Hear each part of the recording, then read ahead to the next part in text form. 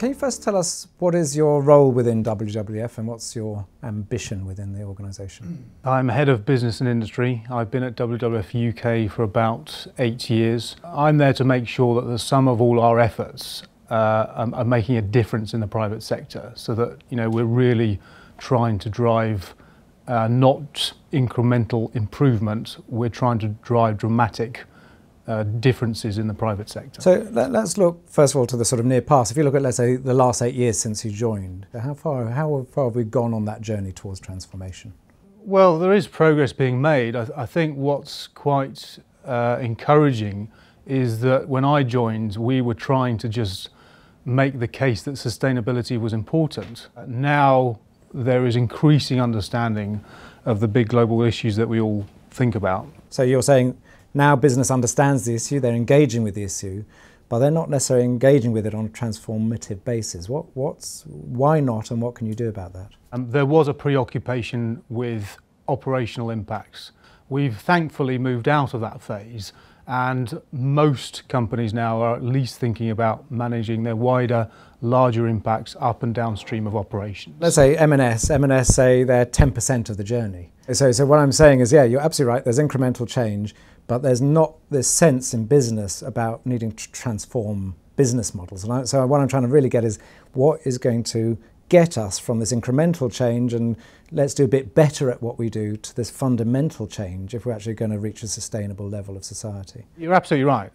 We've just got to build on the sort of momentum that we're starting to see. So let's not kid ourselves. We're nowhere near where we need to be, and we need to up the game. For example, the Consumer Goods Forum, that is good collective action starting to happen. And again, it's embryonic, but let's keep that momentum going, because we're only ever going to scale up the Marine Stewardship Council, the Forestry Stewardship Council, the Certified Sustainable Palm Oil and soy and so on. Those things are only ever going to scale up if we get the collective action going that we're seeing in the Consumer Goods Forum. So we carried a blog post where it referred to both Greenpeace and WWF as being in the valley of death, which is this idea that sort of, you've won the argument about the need for change, but you haven't been able to bring the scale of change that's needed. So how is WWF going to change its tactics to actually encourage that to happen in a different way? Well, we keep coming out with new thinking. So we're always talking about different energy futures, different diets and so on. We have progressive partnerships. So if you look at our partnerships with Marks & Spencer, SABMiller, Royal & Sun Alliance and others, and HSBC, there are very much pioneering elements to those partnerships. SABMiller is really at the forefront with us, looking at water scarcity in terms of business risk. But they're not looking at business transform. They're not looking at a whole new paradigm of business. No, okay, but that's going further than where most companies are at in terms of how they're trying to approach the management of their water footprints, and so we are going further than most. This is a complex issue, as we all understand. The next step on is, how do we then respond and get SABMiller and others working together with other competing water users and local authorities to look at integrated water management, protecting vulnerable watersheds to reduce business risk, but also to protect the needs of wildlife and local communities. We're going further than most other groups in this space, and I think we're quite proud of that. And again, with RSA and M&S, there are pioneering elements to that. The other part of this, Joe, is that we can't scale these things up on our own. We've never pretended we can.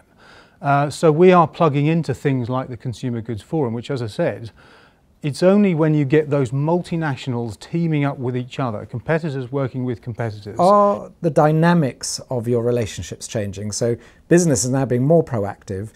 How do you see that playing out in terms of your role? We've got to try all fronts.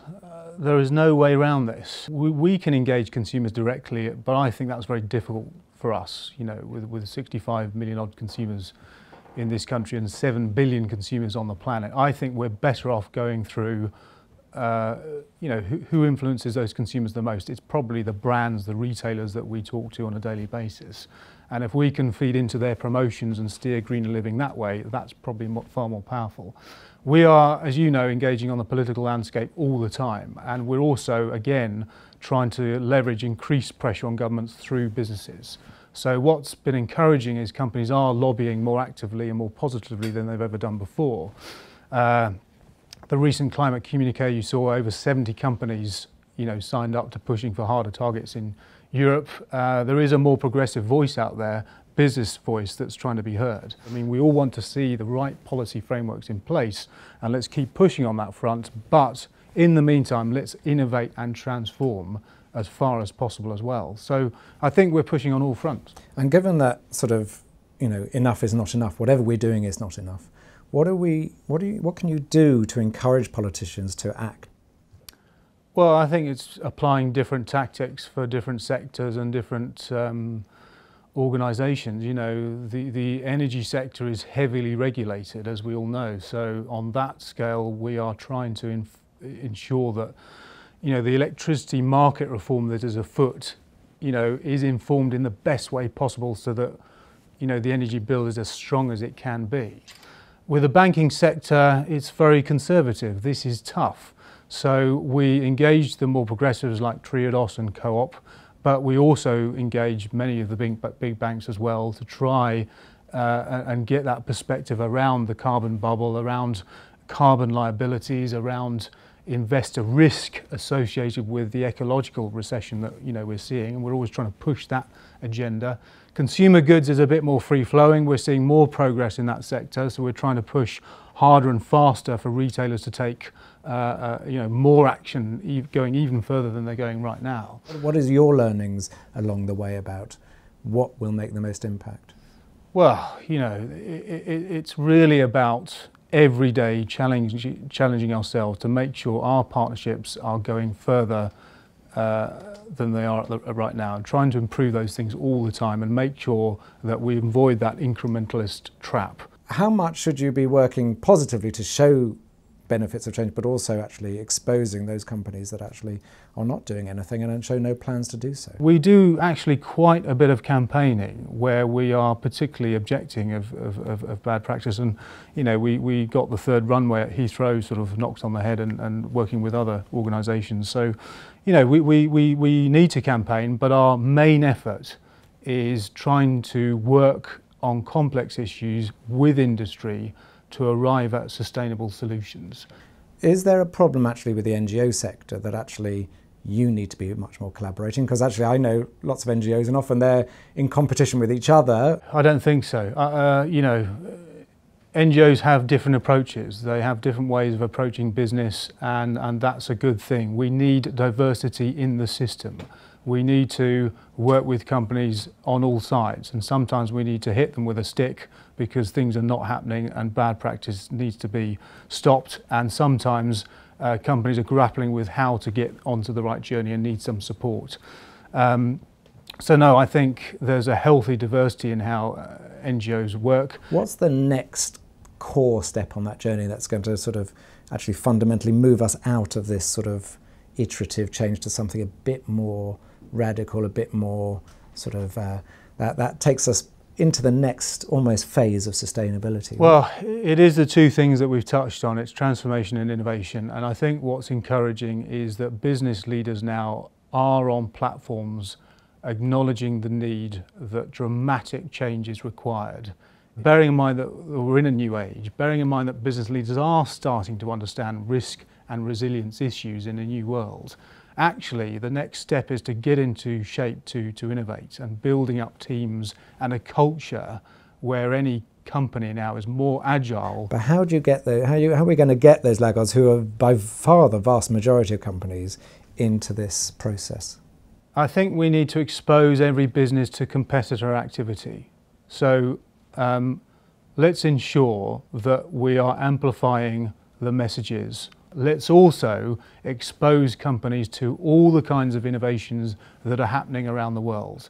How can you work to really engage business with biodiversity and ecosystems? Because actually when you look at it, that is one of the areas where there seems to be least impact in terms of business really coming back to their core responsibilities to nature, actually. It's about exposing and highlighting the complete reliance on natural resource. I'm just wondering how should business engage much more with the broader aspects of biodiversity and the natural world, rather than just the things they can measure? We shouldn't just completely rely on putting a monetary value on these services. I think there needs to be a deeper instinctive understanding that these things are required for society. How do you get that balance right between saying actually it's an innate love of nature that we should protect it, and also the fact that we have to monetize it? Well, give it time. I mean, you know, it is unfortunate that NGOs have been talking about these issues for decades, and it's only now that this is starting to get through. But I think it is starting to get through. And when you look ahead,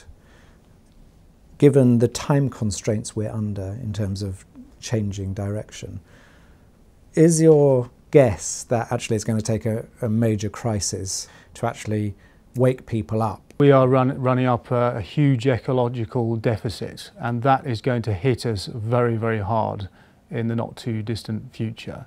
And what we're saying is the transition to a green economy will happen. It will be forced on us. We will be forced to starting to live within the finite limits of the one planet we've got. So transition will happen. It's just how it will happen. It will either happen with a huge amount of pain, with countries and companies grappling with suddenly having to be forced into completely new ways of doing things, or we can start to get ahead of the curve, prepare ourselves for this transition, and use the next decade to get ourselves into shape.